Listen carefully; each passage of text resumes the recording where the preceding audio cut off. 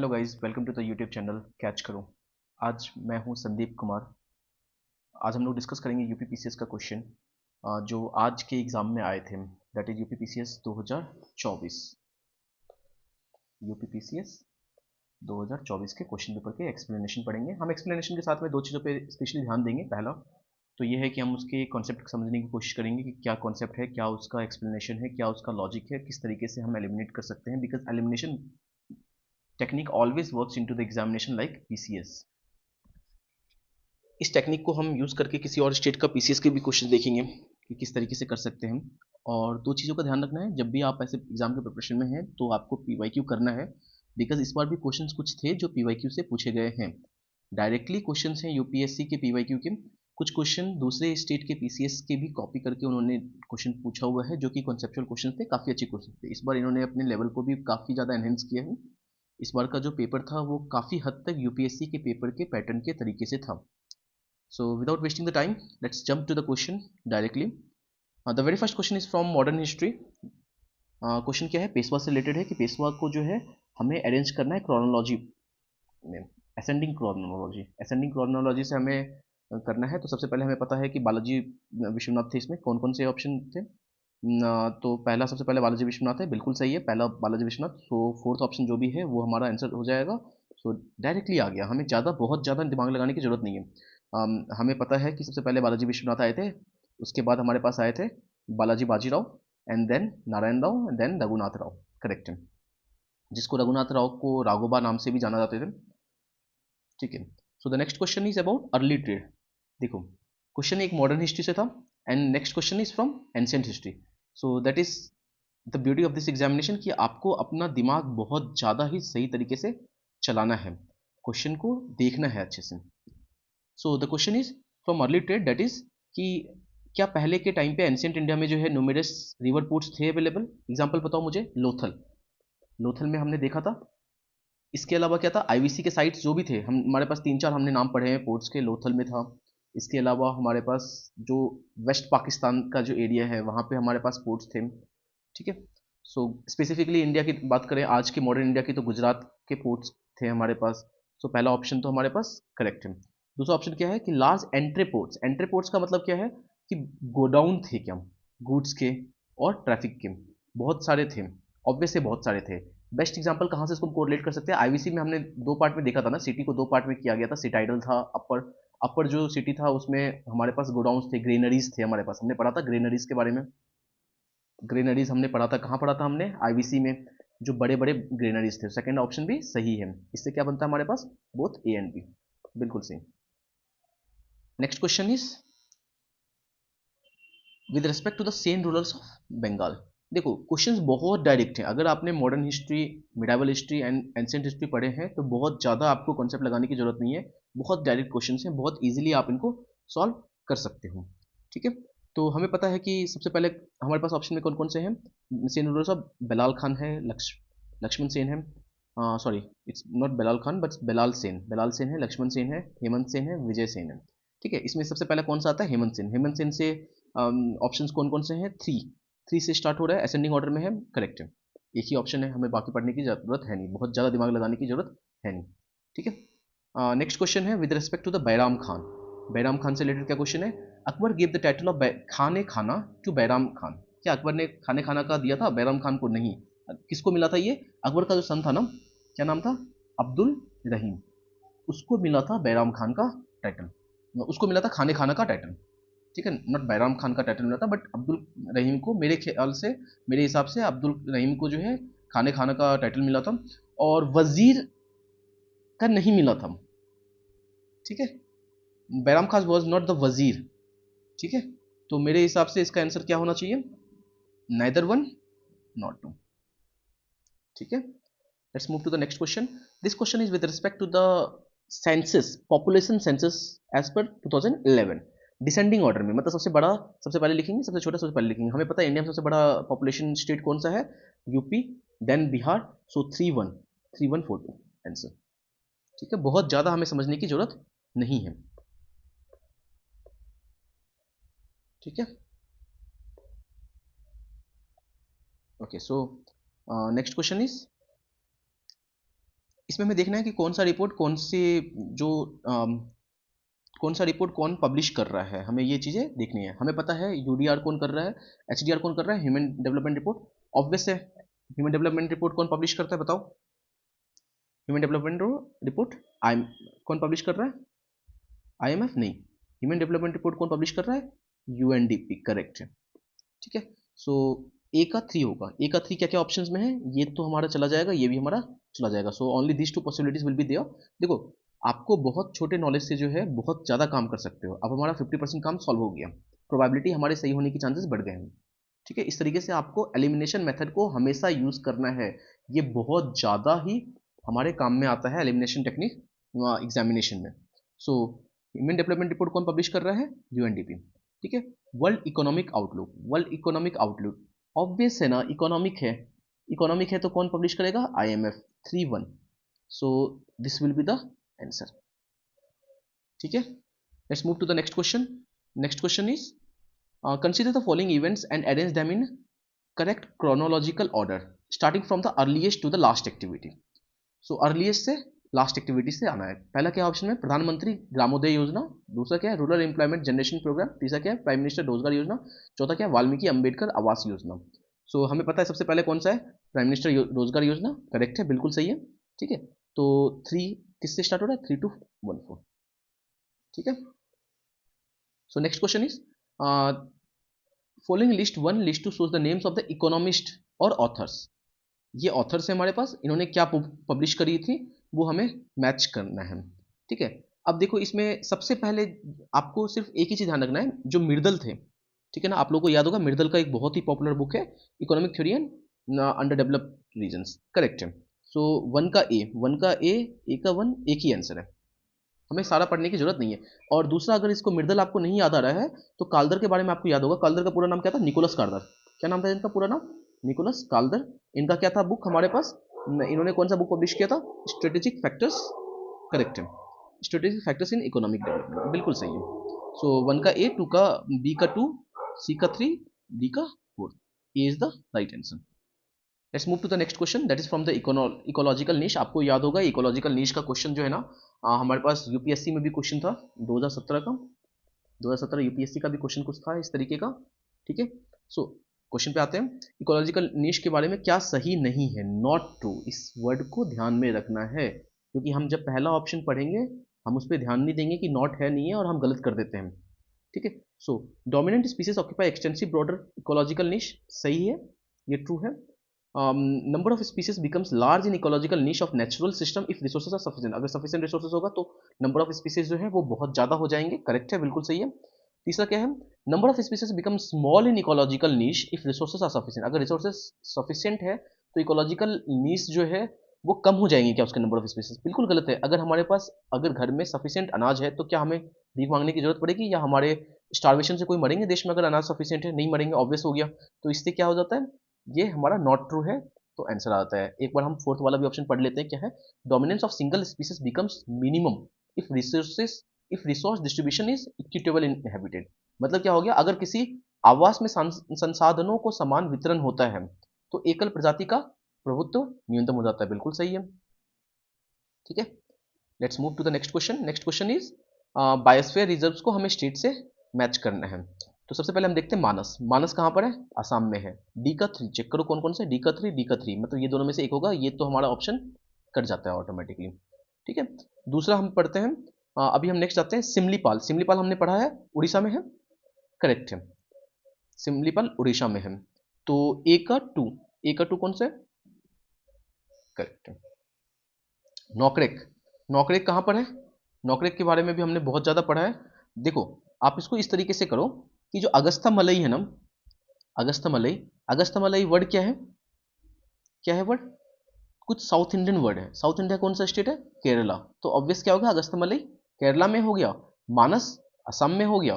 तो डी का 3 एंड सी का 1 कौन सा है, डी का 3 एंड सी का 1, डी आंसर। इस तरीके से भी आप एलिमिनेशन टेक्निक यूज कर सकते हो अगर आपको सारा याद नहीं है तो। ठीक है, नेक्स्ट क्वेश्चन पर आते हैं। Scientific investigation depends on commitment to practical ideals, honesty is particularly important in science. देखो ऐसे क्वेश्चन बहुत ज़्यादा टेक्निकल क्वेश्चन नहीं है, ये आपके सिंपल जनरल साइंस पे डिपेंड करता है, जनरल लॉजिकल क्वेश्चन है। ठीक है, अभी देखो ये दोनों क्या है, करेक्ट है। बहुत ज़्यादा सोचने की जरूरत नहीं है, ये बहुत सिंपल सा क्वेश्चन है, आप जनरल अवेयरनेस से, जनरल अंडरस्टैंडिंग से आप क्वेश्चन सॉल्व कर सकते हो। Next question is directly the question from the biology, exactly बहुत सिंपल क्वेश्चन है, बट थोड़ा सोचना पड़ेगा आपको, क्योंकि हायर से लोअर ऑर्डर की तरफ जाना है प्लांट स्पीसीज में। सबसे बड़ा प्लांट स्पीसीज में क्या नाम आता है, प्लांट किंगडम, करेक्ट है, प्लांट किंगडम, ऑब्वियस हो गया। ठीक है, अभी देखो अगर हमें लोअर से हायर की तरफ होता तो थोड़ा एक बार के लिए डाउट आता भी इस दोनों में, लेकिन ठीक है, लेकिन हमारे पास क्या है, हायर से लोअर, हमारा आधा क्वेश्चन तो इन्होंने सॉल्व कर दिया, क्वेश्चन ने खुद ने। Let's move to the next question. Next question is about justice party. ठीक है, जस्टिस पार्टी जो है वो कब न हुआ था, हमें याद है 1916 का स्टोरी याद है, justice party opposed Congress by calling it is a ब्राह्मण डोमिनेटेड ऑर्गेनाइजेशन, बिल्कुल सही है, जस्टिस पार्टी ने 1916 में बोला था। It claim the same communal representation for non Brahmins as Morley Minto reforms had given to the Muslims, ये भी सही है, बिल्कुल सही है। ठीक है, let's move to the next question. It's about workers and peasants party. Workers and peasant party कब बना था, हमें याद है अच्छे से, 1927 में है। 1927 में क्या है, the workers and the peasant parties were formed in 1927, correct है। Was given the form of all India organisation, बिल्कुल सही है। The objective of this party was to work within the Congress so that it could made a more revolution inclined party and an organisation of the common people. क्या मतलब है कि इस party का उद्देश्य क्या था, कांग्रेस के अंतर्गत में ही काम करना था, मतलब कांग्रेस के अंडर काम करने का था, जिसमें इसको अधिक क्रांतिकारी रुझान वाली पार्टी और आम जनता का संगठन बनाया जा सके। ये क्या है, बिल्कुल सही है, यही इनका मेन मोटो था। मोटो क्या था इनका, justice workers and peasants party का मोटो ही यही था, इनका टारगेट ही यही था। Let's move to the next question, question number 15।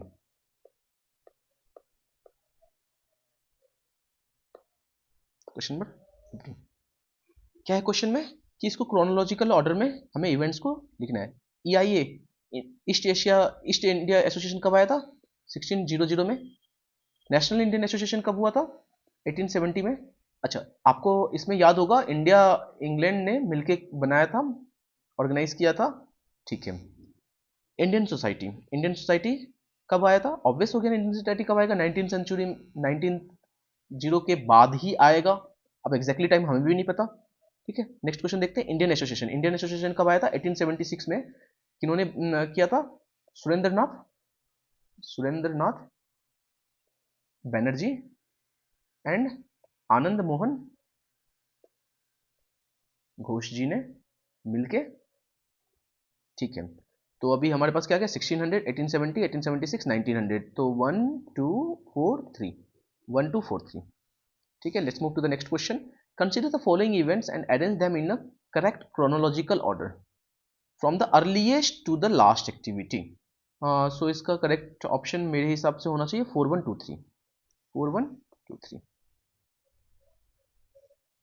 इस टाइप के क्वेश्चन देखो बहुत ज़्यादा टफ बना देती हैं, बिकॉज आप एग्जैक्टली डेट आप याद नहीं रखते हो, बट मेरे हिसाब से पहले जो है जो ये है, इसके बाद आया था हमारे पास कैबिनेट मिशन का, तो काइंड ऑफ ये एक समझदारी वाली गेस थी, 4123। बट इसको एक बार हम लोग और क्रॉस चेक कर लेंगे कि इसका एग्जैक्ट आंसर क्या है। Next question, with reference to the age of consent act 1891। Age of consent act, consent act का मतलब क्या हो गया कि सहमति की आयु अधिनियम 1891 के अकॉर्डिंग क्या है, it was Behramji Malabari, a Parsi reformer from Bombay who advocated for this legislation. क्या बहराम जी मालाबारी थे, बिल्कुल सही है, बिल्कुल एग्जैक्टली सही है। ठीक है, this act was supported to the extremist wing led by the Bal Gangadhar Tilak, गलत है, so the answer will be only one. Next question is, हमें एजेशन क्या दिया हुआ है, Shivaji had to face opposition from the big Deshmukh. क्या देशमुख के किया था शिवाजी जी ने opposition face. Next question is, next part is, these Deshmukhs were not in the favor of an independent Maratha state and wanted to remain as feudal lord of Bijapur, correct है, देशमुख तो यही थे ना, बिल्कुल सही है। तो the answer will be both A and R are true and R is the correct explanation of A. सिर्फ यही रीजन था कि देशमुख जो है शिवाजी के अगेंस्ट क्यों थे। Next question is with respect to the Andaman Nicobar. देखो ये क्वेश्चन भी जो है ना, क्वेश्चन कई बार जो है ना ये घुमा के पूछा गया है। यूपीएससी में इस टाइप के क्वेश्चन पूछे जा चुके हैं, यूपी पीसीएस में इससे पहले ऐसे क्वेश्चन पूछे जा चुके हैं। ठीक है, क्वेश्चन क्या बोल रहा है, which of the following reasons caused catastrophic coral bleaching. Catastrophic coral bleaching क्या होता है कि आगे पहले क्वेश्चन पढ़ते हैं, आपको अपने आप समझ में आ जाएगा। कोरल ब्लीचिंग किस वजह से हो रहा है, mass coral and mass coral deaths in the Andaman Nicobar. देखो क्वेश्चन क्या है आपका, क्या है क्वेश्चन में आपको कि जो अंडमान निकोबार का जो कोरल ब्लीचिंग और जो कोरल डेथ है ना, उसका रीजन क्या है। देखो इसके कई सारे रीजन हैं। पहला हमारे पास, सबसे पहले इस ऑप्शंस को देखते हैं। Increase industrial activity in coastal region, गलत है। इंडस्ट्रियल एक्टिविटीज के बहुत ज़्यादा कोस्टल रीजन पे तो पहले तो है नहीं।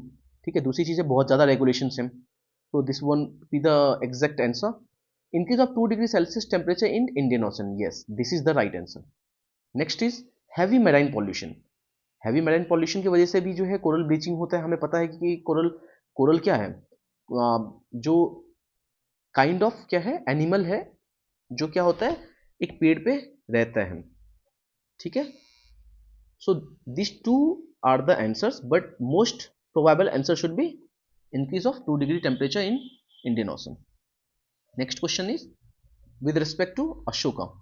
Ashoka, the definition of Dhamma was given by Ashoka and taken from the Rahulava Satta. देखो जो धम्मा के ऊपर क्वेश्चन जो है ना, इस बार अगर आपने बीपीएससी का क्वेश्चन देखा था, बीपीएससी का 70 पेपर था प्री का, उसमें भी धम्मा के ऊपर क्वेश्चन था। ठीक है, सो हम क्वेश्चन समझते हैं कि क्या ये सही है क्या। In the 14th year of the coronation Ashoka appointment a new type of staff called Dhamma Mahamatras, बिल्कुल सही है। ठीक है, लेकिन ये आंसर गलत है, so the answer should B only 2। Next question is not correctly match, not correctly match article 153 office of the governor, बिल्कुल सही है। Article 154 executive authority of the governor, बिल्कुल सही है। Article 155 removal of the governor, ये doubtful लग रहा है, ये गलत है। Article 156 term of the governor, ये सही है। ठीक है ना, आर्टिकल 155 है किस बारे में, आर्टिकल 155 किस बारे में है, यहाँ पे लिखते हैं आर्टिकल 155 किस बारे में। प्रेसिडेंट को जो है, आर्टिकल क्या बोल रहा है, आर्टिकल 155 क्या बोल रहा है कि president of India will appoint, president of India will appoint governor of a state. ठीक है, तो appointment of the governor through the president of India does comes under the article 155। Article 156 term of the governor, इसके अंदर इनका tenure, governor का tenure, removal procedure, ये सारे किस में आते हैं, आर्टिकल 156 में आते हैं। Let's move to the next question. Which of the following is और are stated in the constitution of India. The president shall not be the member of either of the house, बिल्कुल सही है। देखो president, हमने जो parliament पढ़ा था, तो पार्लियामेंट में हमने 3 चीज़ें देखा था, पार्लियामेंट के 3 पार्ट देखे थे हमने। एक प्रेसिडेंट हमने देखा था कि इंडिपेंडेंट पार्ट, दूसरा लोकसभा, तीसरा राज्यसभा। लोकसभा क्या है, लोअर हाउस, राज्यसभा क्या है, अपर हाउस। ठीक है ना, सो प्रेसिडेंट एक इंडिपेंडेंट पोजीशन है, बट एक बहुत ही ज़्यादा इंपॉर्टेंट पार्ट है पार्लियामेंट का। बट ये दोनों में से किसी भी सभा के, किसी भी हाउसेस के मेंबर नहीं होते हैं। The parliament shall consist president of president and both the house, बिल्कुल सही है। देखो अभी हमने देख लिया, तो so the answer will be both A and B. Next question is an amendment to the constitution of India can be initiated in, amendment कहाँ का इनिशिएट हो सकता है, लोकसभा में हो सकता है, राज्यसभा में हो सकता है, स्टेट लेजिस्लेशन में नहीं हो सकता। प्रेसिडेंट ऑफ इंडिया खुद से अमेंडमेंट या कोई भी ऐसी चीज़ें नहीं कर सकते। So the answer should be A and B. अभी देखो इसमें एक चीज़ और है कि क्या कॉन्स्टिट्यूशन अमेंडमेंट से रिलेटेड क्या जॉइंट सिटिंग हो सकती है क्या, तो हो सकती है। राज्यसभा में क्या स्पेसिफिकली नहीं इंट्रोड्यूस हो सकता, अगर यहाँ पे कॉन्स्टिट्यूशन ऑफ इंडिया की जगह जो है ना, अगर यहाँ पे रहता है मनी बिल, ठीक है ना, तो मनी बिल कहाँ पे इनिशिएट हो सकता है, लोकसभा में। ठीक है, एंड मनी बिल में एक और यहाँ पे पॉइंट क्या याद रखना है, मनी बिल के लिए जो है ज्वाइंट सिटिंग नहीं होती है। Let's move to the next question, that is ECI, election commission of India.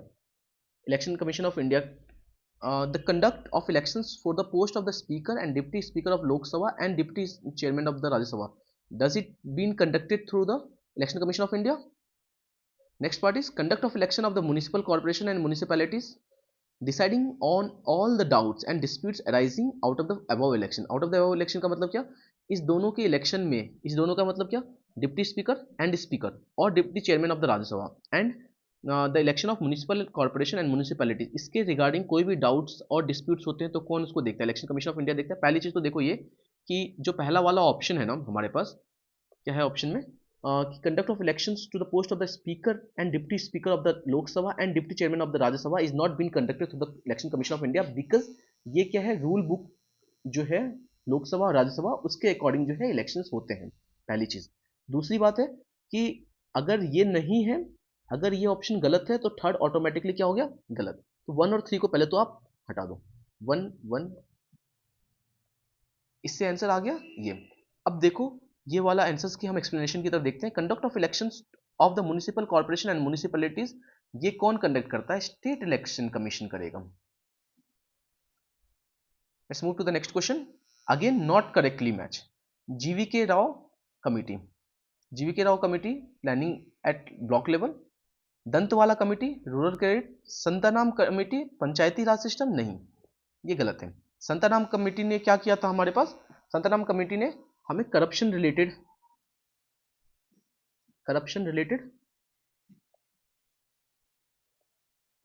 बनाया गया था। Ashok Mehta committee again Panchayati Raj institution, बिल्कुल सही है। So the answer should be Santhanam committee. Let's move to the next question. So it is about the biotic succession. Biotic succession क्या होता है? जैविक अनुक्रम। इसमें क्या आएगा हमारे पास?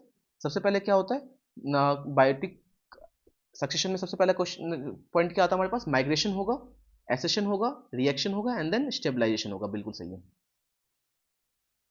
Question number 27।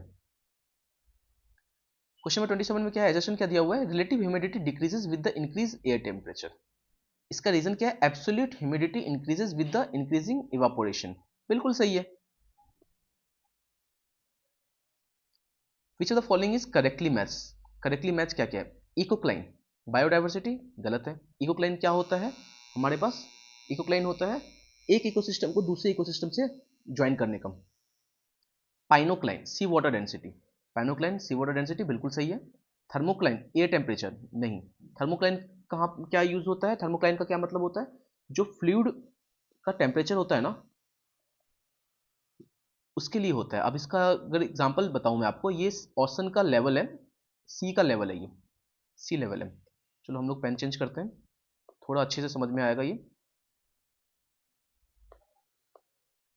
ये मान लो हमारे पास सी का लेवल है, तो एक हाइट के बाद, एक डेप्थ के बाद, सी के टॉप लेवल से, सरफेस लेवल से एक डेप्थ के बाद जो है जो टेम्परेचर का सडन डिक्लाइन होता है ना, टेम्परेचर डिक्लाइन हमारे पास हमने ग्राफ पढ़ा था ऐसे करके, एक हाइट के बाद एक डेप्थ के बाद सडन डिक्लाइन आ जाता है।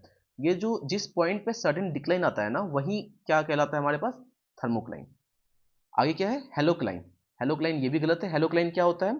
सैलिनिटी के बारे में बताता है। ये क्या बोलता है कि एक डेप्थ के बाद जो है ना सैलिनिटी रैपिडली डिक्रीज हो जाता है, मतलब सैलिनिटी बढ़ जाएगा या कांस्टेंट हो जाएगा।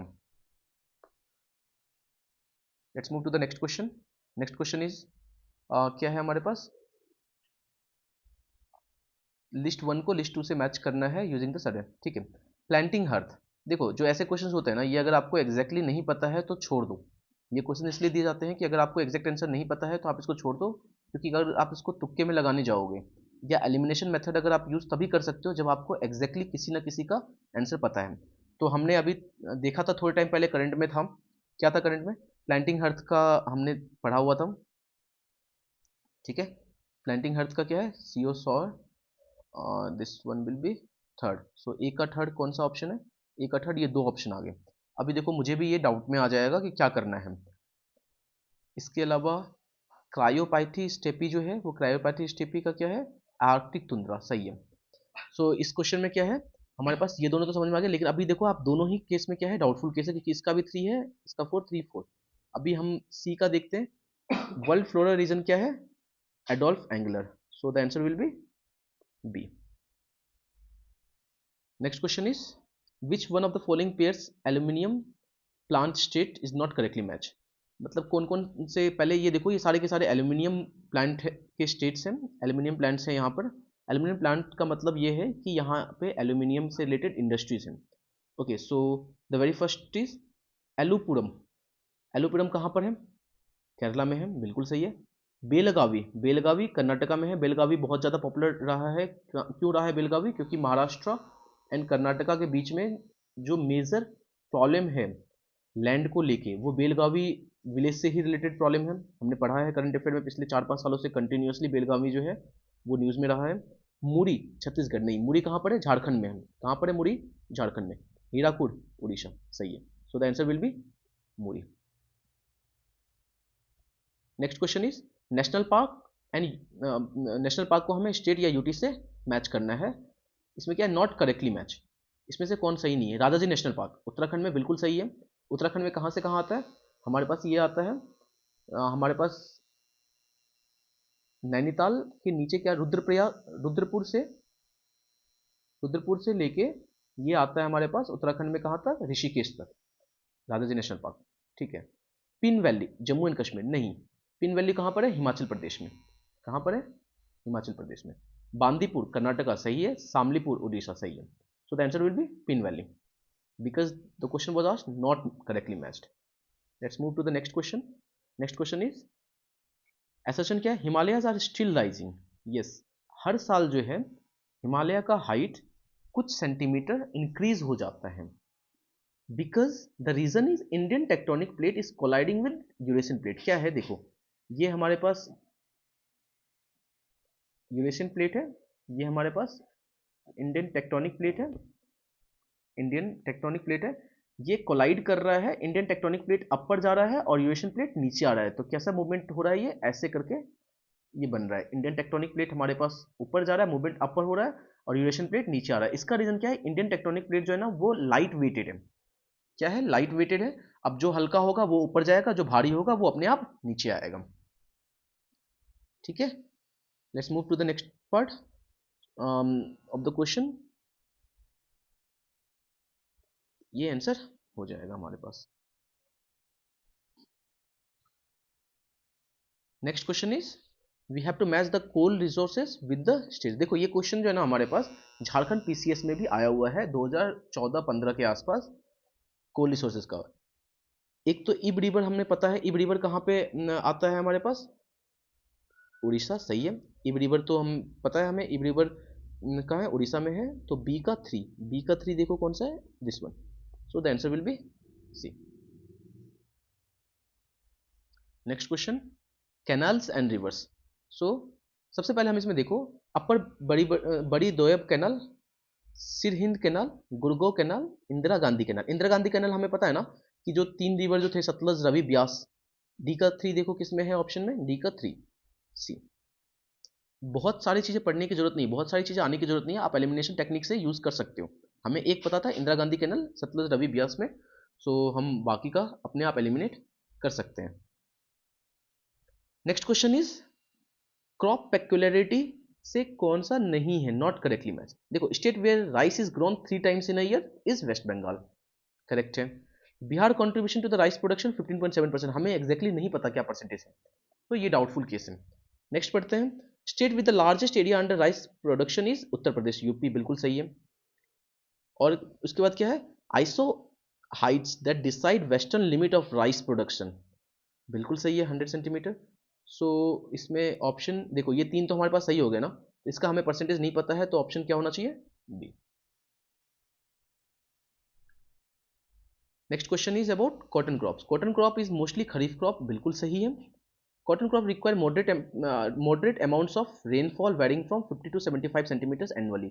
कॉटन क्रॉप को क्या है कि मॉडरेट अमाउंट ऑफ रेनफॉल चाहिए, और मॉडरेट अमाउंट कितना? 50 to 75 सेंटीमीटर ऑफ रेनफॉल, बिल्कुल सही है, बोथ ए एंड बी। अभी देखो, इसके साथ में आपको 2 चीज़ें ऐड ऑन करना है। खरीफ क्रॉप जो है कब इसकी क्रॉपिंग की जाती है? तो इसको जो है जून में बोया जाता है, और अक्टूबर के आसपास जो है इसकी आगे की काम होते हैं, जून टू अक्टूबर, ठीक है। Next question is about red soil denote the second largest soil group of India, बिल्कुल सही है। पहला क्या आता है? Alluvial soil. एलुवियल सॉइल कहाँ से कहाँ होता है? जो हमारा हिमालय के जो पास रिवर्स के बगल बगल के जो आ रहे हैं ना सॉइल, वो क्या है? Alluvial soil. ठीक है। Red soil surround the black soil in the south east and north direction, बिल्कुल सही है। So A and R true, R is the correct explanation of A. Next question is, so we have to match the name of the city with the period being planned। Kanchipuram पहले कहाँ पर आता है? तमिलनाडु में। कांचीपुरम का एक जीआई टैग भी मिला हुआ है तमिलनाडु में, किस चीज़ के लिए? साड़ी के लिए। कांचीपुरम साड़ी के लिए। जैसलमेर कहाँ आ रहा है? राजस्थान। कोडाईकनाल कहाँ आ रहा है? तमिलनाडु अगेन। भिलई कहाँ है? छत्तीसगढ़। देखो भिलई पोस्ट इंडिपेंडेंस, बिल्कुल सही है। इसका बना ही सिटी पोस्ट इंडिपेंडेंस के बाद था। तो देखो डी का फर्स्ट कहाँ है ऑप्शन में? डी का फर्स्ट, ये दो ऑप्शन हो सकते हैं हमारे पास। ठीक है। नेक्स्ट, इस दोनों को हम हटा देंगे यहां से। अभी देखो जो जैसलमेर है, जैसलमेर, ठीक है, वो जैसलमेर मिडाइवल पीरियड में हमने पढ़ा था। जैसलमेर के बहुत सारी स्टोरीज पढ़ी है हमने मिडाइवल में। तो बी का थर्ड आंसर अपने आप आ गया। Next part is, next question is, we have to match again with the famous local storm and the place which is associated with that storm। देखो लू, लू हमें पता है ना, पंजाब से बिहार तक लू चलती है। ठीक है। तो डी का फर्स्ट चेक करो, डी का फर्स्ट क्या है? एक ही ऑप्शन है हमारे पास, ज्यादा पढ़ने की जरूरत है ही नहीं। Next question is, we have to match, we have to find out which country and capital is not correctly match. So Naypyidaw Myanmar, बिल्कुल सही है। खार्तुम इथोपिया, नहीं गलत है। खार्तुम किसका कैपिटल है? बताओ, खार्तुम किसका कैपिटल है? सूडान। इथोपिया का कैपिटल क्या है? इथोपिया का कैपिटल क्या है? एडिस अबाटा। डबलिन आयरलैंड सही है, ओटावा कनाडा सही है। तो ऑप्शन आंसर क्या है हमारे पास? खार्तुम का इथोपिया कैपिटल, खार्तुम कैपिटल किसका नहीं है? इथोपिया का नहीं है। Next question is about upper Gangetic agroclimatic region. This region encompasses central and western UP। This region has more than 130% irrigation intensity and 140% of cropping intensity। ठीक है, दोनों सही है। नेक्स्ट क्वेश्चन इज, पासेस देखना है और height from the sea level. देखो ये फिर अगेन एक ऐसा क्वेश्चन दे दिया ना जिसको आपको एक्चुअली में छोड़ देना चाहिए। कुछ क्वेश्चन आपसे रेस्पेक्ट मांगती है और वो बोलती है कि भाई तू मुझे छोड़ दे वरना मैं गलत कर दूंगा। अगर आपने इसको अटेम्प्ट किया और सही अटेम्प्ट किया है तो कॉन्ग्रेचुलेशन, आपने बहुत ही अच्छे से क्वेश्चन अटेम्प्ट किया। पहले तो ये देखते हैं ये पासेस है किस स्टेट में। डेप्सा पास हिमाचल में है, ये भी हिमाचल में है। बारालाचा, बारालाचा जो है वो भी हिमाचल में है। और बनिहाल पास कहाँ है? JNK है। ये तीनों ही कहाँ पर है? हिमाचल में है। ठीक है। इसका आंसर क्या है? डेप्सा पास कितने पे है? डेप्सा पास 5360 करेक्ट है। ठीक है। देखो अभी मैं आपको इस पासेस को कौन कहाँ पे कनेक्ट कर रहा है वो भी थोड़ा बहुत आपको मैं बता देता हूँ। जो देवसा पास है वो क्या है? कुल्लू को स्पीति वैली से कनेक्ट कर रहा है। रोहतांग पास जो है वो भी कुल्लू स्पीति वैली को कनेक्ट कर रहा है। बारालाचा जो है वो हिमाचल को लेह से कनेक्ट कर रहा है। और बनिहाल पास जो है वो JNK में है। ये क्या कर रहा है? JNK को कहाँ से, जो प्लेन एरिया है ना वहां से कनेक्ट कर रहा है। Next question is about jute. Jute is the indigenous plant of India. हाँ, जूट की खेती हम लोग बहुत बहुत बहुत पहले से करते आ रहे हैं। Jute is a kharif crop, kharif crop है, सही है। Sown from February to June, नहीं, खरीफ क्रॉप कब सॉन होती है? जून। और हार्वेस्ट कब किया जाता है? अक्टूबर। ठीक है, तो ये गलत हो गया। सो द आंसर विल बी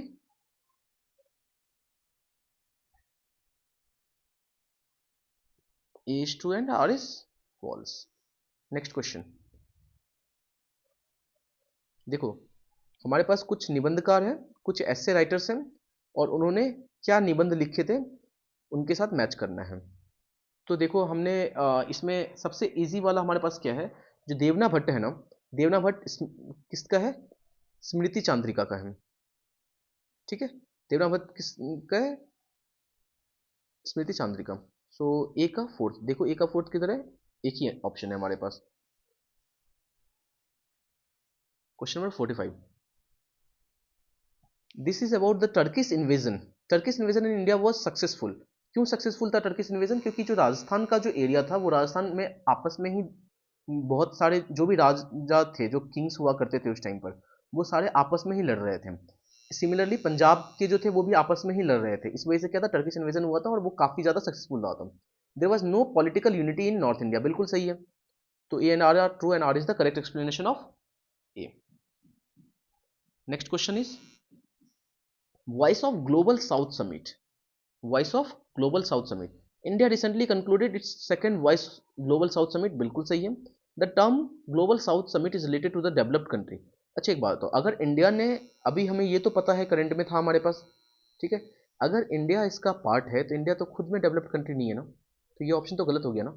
इससे क्या पता चलता है, जो VOGSS है ना, वो किसके लिए है, डेवलपिंग कंट्री के लिए, क्योंकि इंडिया क्या है, डेवलपिंग कंट्री है।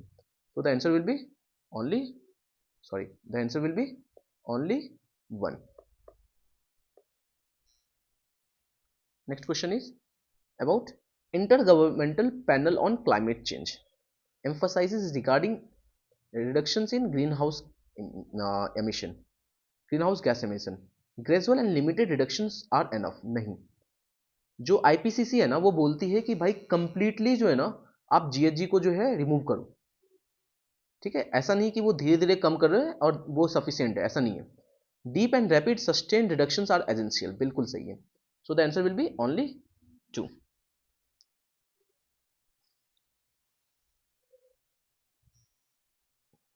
What does cereal yield? Cereal yield क्या है? The amount of cereal crops produced per unit area of harvested। बिल्कुल सही, सही है क्या ये? बिल्कुल सही है। The total production of cereal crops in a given country। नहीं, cereal yield उसको नहीं कहते। cereal yield क्या होता है कि कितना अमाउंट जो है वो प्रोडक्शन हुआ है per unit area of the harvested land. तो आंसर विल बी ओनली 1।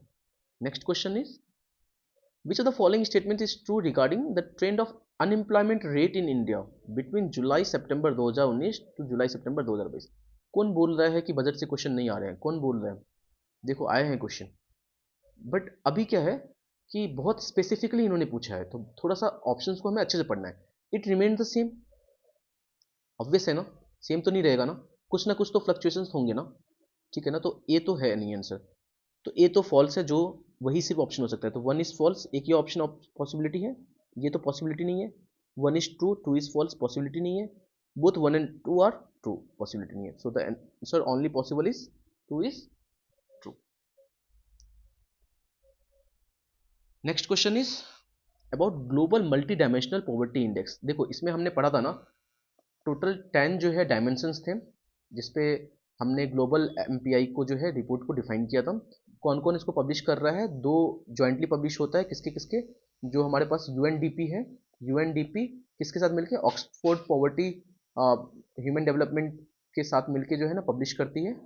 तो अब ऑप्शन देखते हैं। World bank and international monetary fund गलत है।